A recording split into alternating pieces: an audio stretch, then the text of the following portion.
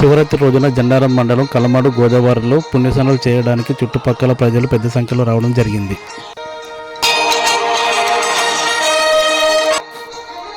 వీరికి ఎటువంటి ఇబ్బందులు కలగకుండా అన్ని ఏర్పాట్లు చేశారు. గంగపుత్ర సంఘం ఆధ్వర్యంలో అల్పాహారం ఏర్పాట్లు చేయడమే కాకుండా భవానీ పిల్లల హాస్పిటల్ ఉచిత క్యాంపు ఏర్పాటు చేయడం జరిగింది. జన్నారం మండలం ఎంఆర్ఓ ఆఫీసు వెనుకాల శివలింగం వెలిసింది. శివరాత్రి రోజున శివలింగం వెలవడంతో చుట్టుపక్కల ఉన్న ప్రజలు శివలింగంను చూడడానికి అందరూ వస్తున్నారు. శివరాత్రి రోజున శివలింగం వెలవడంతో పూజలు కూడా చేయడం జరిగింది.